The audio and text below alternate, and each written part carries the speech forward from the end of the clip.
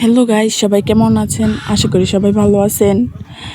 আপনাদের মধ্যে একটা লং ভিডিও নিয়ে চলে আসলাম।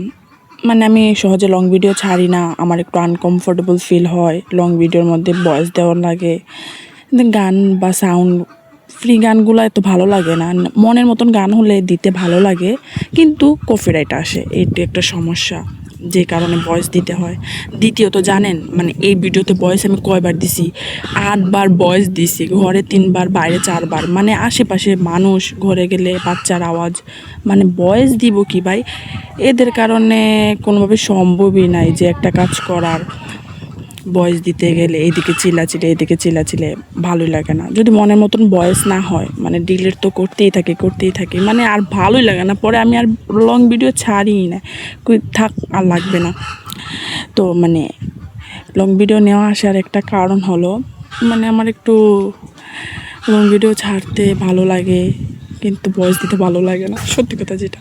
ওই যে দেখেন, আজকে সারাদিন কী করছি সব কিছু আপনাদের মধ্যে শেয়ার করতে ভালো লাগে, একটা আনন্দ ফিল হয় কেউ সাথে কিছু শেয়ার করলে, এইরকম আর কি। ছোটো ছোটো ক্লিপ নেওয়া, গ্রামের সৌন্দর্য, হিমেল বাতাস। সত্যি এখন গাছের তলায় বসে ভয়েস দিতেছি, এত ঠান্ডা বাতাস, ভালো লাগতেছে, মনোমুগ্ধকর। আমি ফোনের মধ্যে এতটুকু ভালো করে তুলতে পারি না যতটুকু আমি চাই মনের মতন হোক, আর কিছুই না। আর হ্যাঁ, এতক্ষণ স্ক্রিনে যে পিঠাটা দেখছিলেন, এই পিঠাটা আপনাদের এখানে কী নামে পরিচিত? আমাদের এখানে পুলি পিঠা নামে পরিচিত। রমজান মাস আসতেছে তো, এই কারণে আর কি পুলি পিঠাটা বানিয়ে শুকাইয়া রাইখা দিবে বয়ামে পড়ে। তারপরে রোজা ভাঙার পরে ইফতারির টাইমে যদি মন চায় তাহলে খাবে, না হলে সেমাই দিয়ে ওরা খায়। আমার এত সেমাই দিয়ে ভালো লাগে না, আমার একটু শুকনাটাই ভালো লাগে। যেমন যার যার যেরকম রুচি আর কি, নির্ভর করে রুচির উপরে। কি বলবো, ওই দিনটা আমার মতন স্বর্গের মতন ছিল। সারাদিন এত আনন্দে কাটছে একটা দিন। এরকম পারফেক্ট দিন যদি প্রত্যেক দিন কাটতো, অনেক ভালো লাগতো।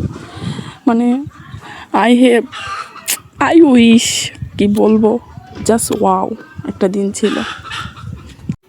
ধন্যবাদ এতক্ষণ পর্যন্ত আমার ভিডিওটা দেখে আমার সাথে থাকার জন্য। অবশ্যই লাইক, কমেন্ট, সাবস্ক্রাইব করে দিবা।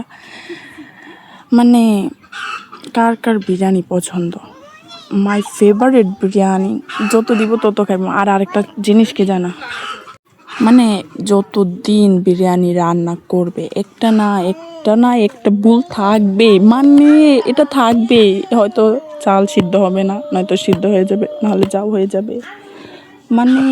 বলার বাইরে, যে কোনো একটা জিনিস জাস্ট বুঝাইতে পারতেছি না।